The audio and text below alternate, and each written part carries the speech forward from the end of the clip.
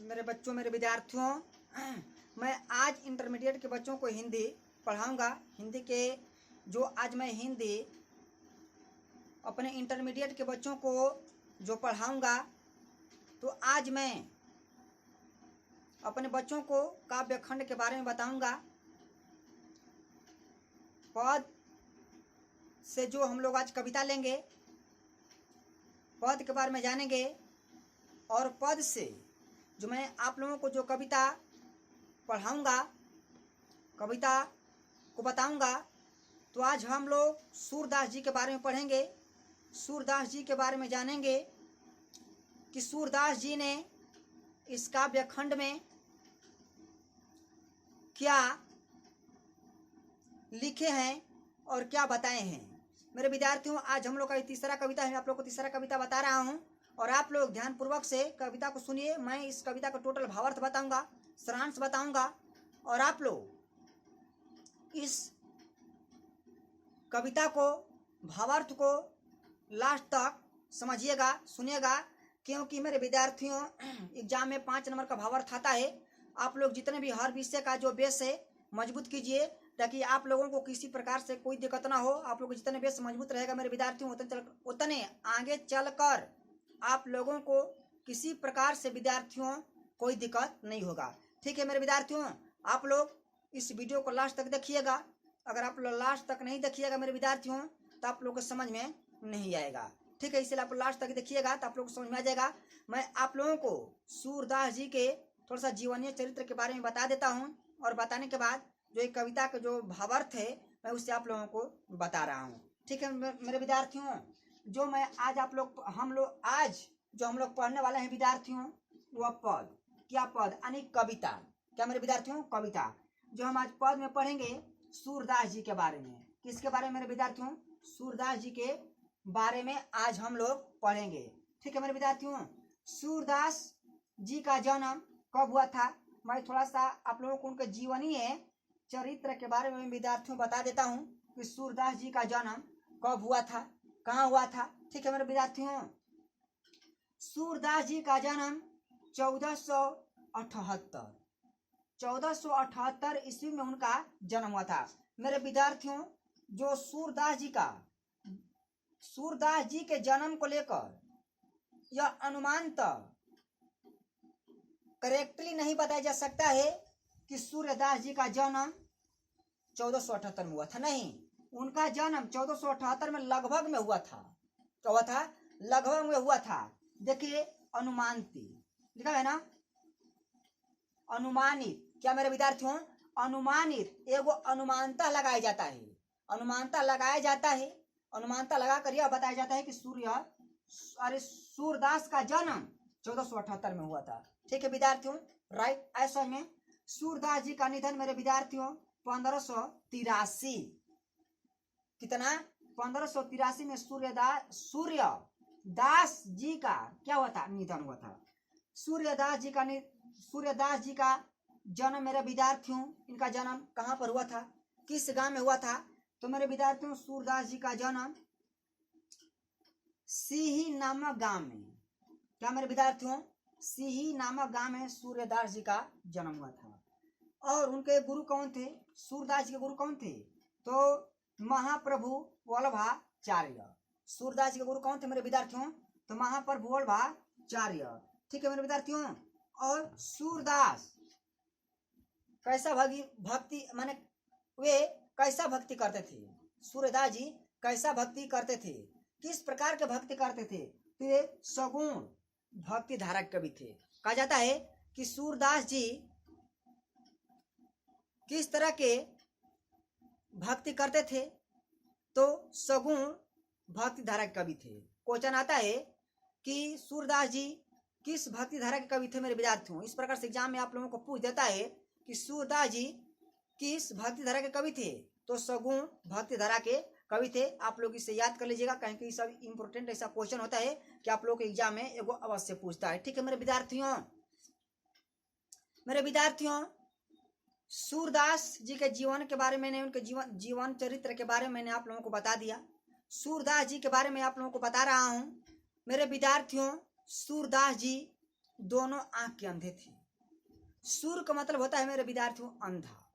सूर का मतलब क्या होता है? अंधा। सूरदास जी मेरे विद्यार्थियों दोनों आंख के अंधे थे। क्या थे? दोनों आंख के अंधे थे।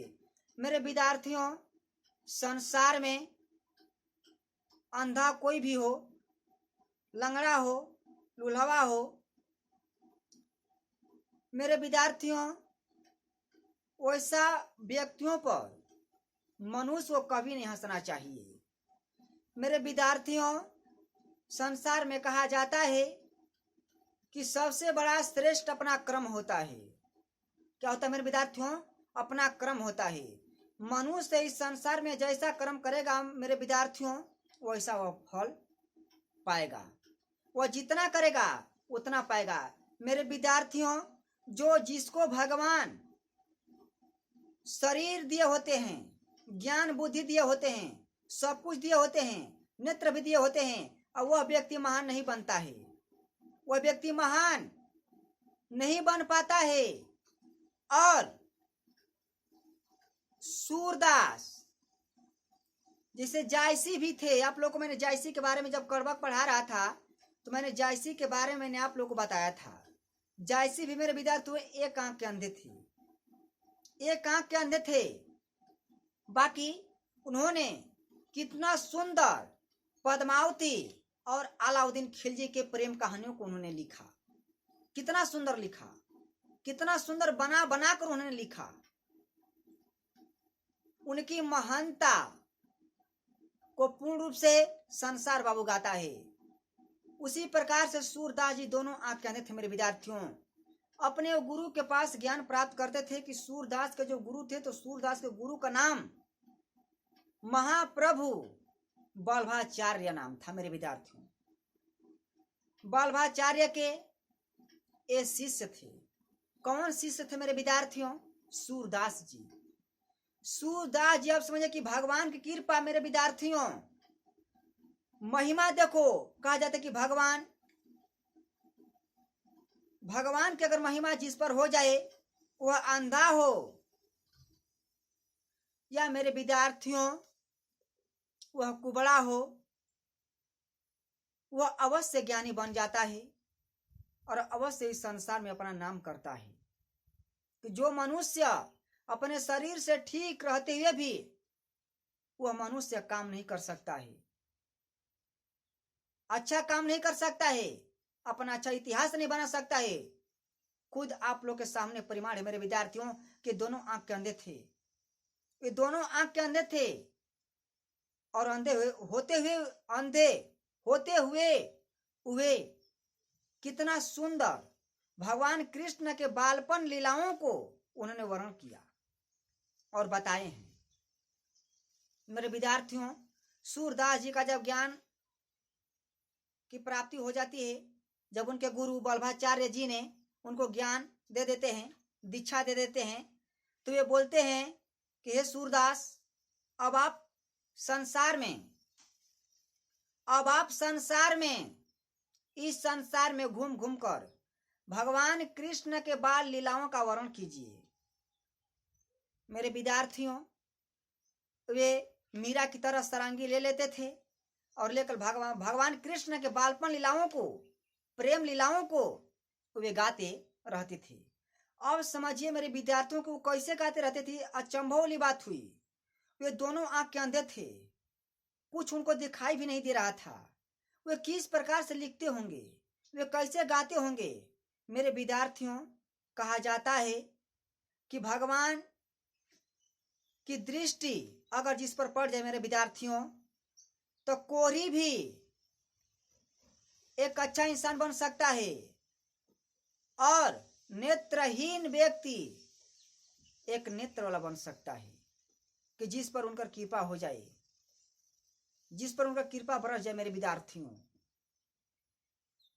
विद्यार्थियों सूरदास जी भगवान कृष्ण के बाल लीलाओं को उन्होंने अपने कविता में लिखे और कविता में लिखकर वे देखिए क्या लिखे हैं कविता में।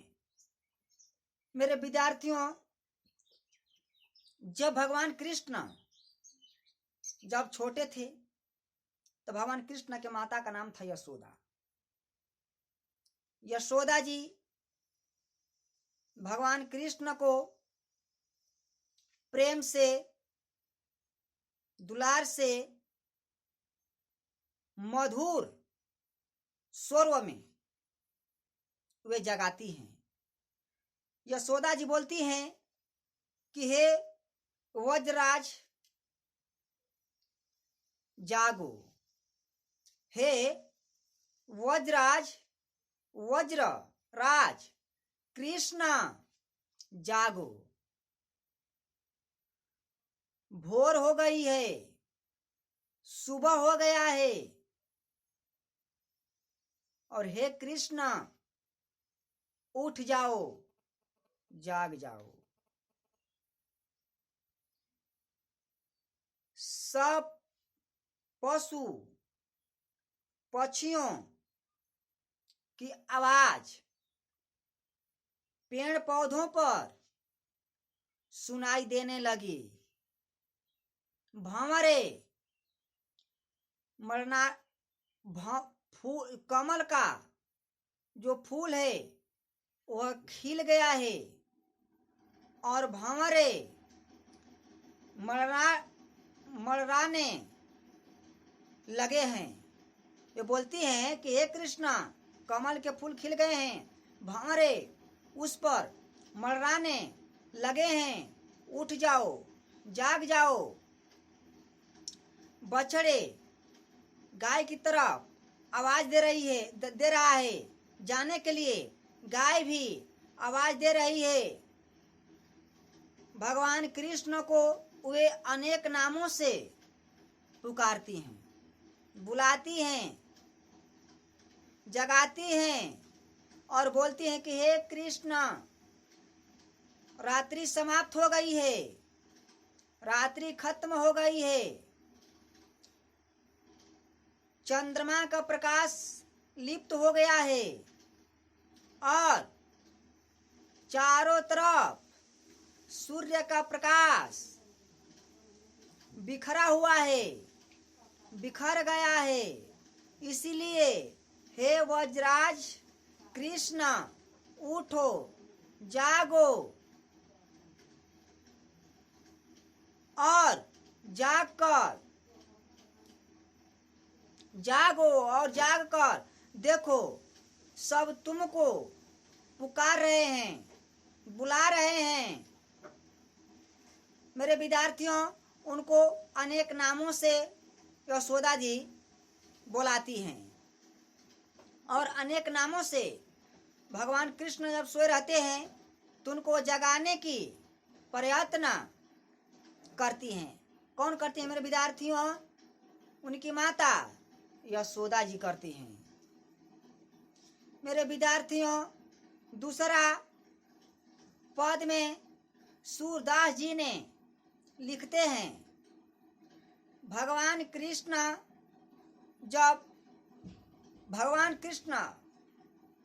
जब बालक थे, छोटे थे, तो मेरे विद्यार्थियों सूरदास जी ने उस दृश्य को देखते हैं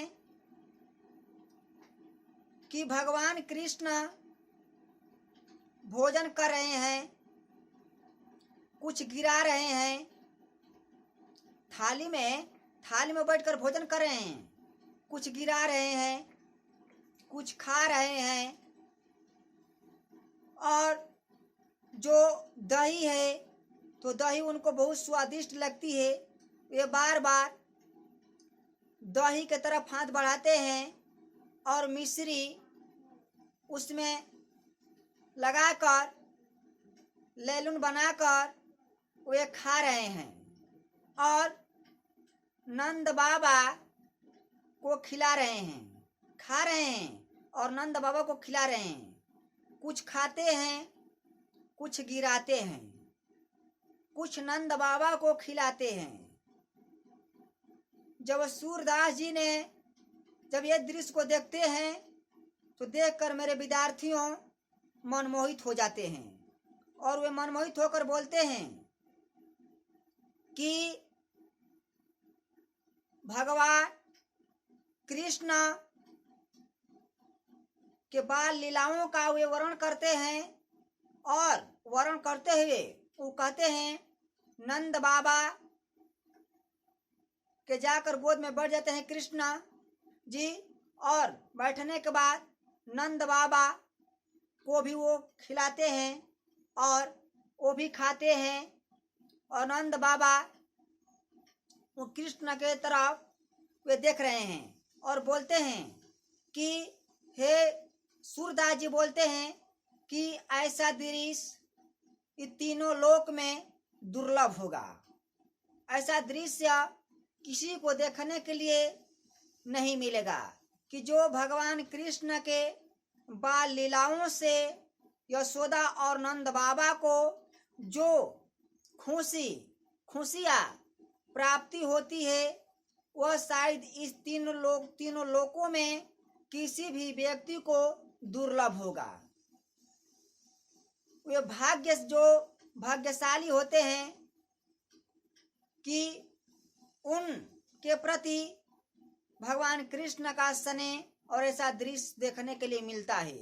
मेरे विद्यार्थियों, सूरदास जी क्या करते हैं कि देख रहे हैं कि नंद बाबा खा रहे हैं, कृष्ण को खिला रहे हैं, और यही नंद बाबा भोजन कर कर जब उठते हैं मेरे विद्यार्थियों, तो उठने के बाद नंद बाबा कुल्ला करते हैं तो उस दृश्य को सूरदास जी ने देखकर आश्चर्यचकित हो जाते हैं। भगवान कृष्ण के बालपन लीलाओं को अपने उसी नेत्र से देखते हैं और देखकर वे मन ही मन बहुत प्रसन्न और खुश होते हैं। वे नंद बाबा से यही कहते हैं कि जब नंद बाबा भोजन कर लेते हैं, करने के बाद मेरे विद्यार्थियों जब वे उठकर जब कुल्ला करने लगते हैं, तो सूरदास जी ने नंद बाबा से भगवान कृष्ण की खाई हुई गिरी हुई इस धरती पर जो भगवान कृष्ण ने खाकर जो जूठन गिराए हुए थे, उसी जूठन को वे नंद बाबा से मांगते हैं कि हे नंद बाबा, मेरा सौभाग्य होगा कि जो जूठन हमें प्राप्त हो जाएगा, मैं अपना उस जूठन को मैं अपना प्रसाद समझकर, या मेरे विद्यार्थियों दुर्भाग्य समझकर मैं उसे ग्रहण कर लूंगा। वही नंद बाबा से वे सूरदास जी जूठन मांगते हैं कि अगर भगवान कृष्ण की खाई हुई जूठन अगर मुझे मिल जाती है तो मेरा सौभाग्य होगा, मेरा गौरव होगा कि भगवान कृष्ण की जूठन हमें मिल गई। मेरे विद्यार्थियों, सूरदास जी भगवान कृष्ण जी की भक्ति करते थे।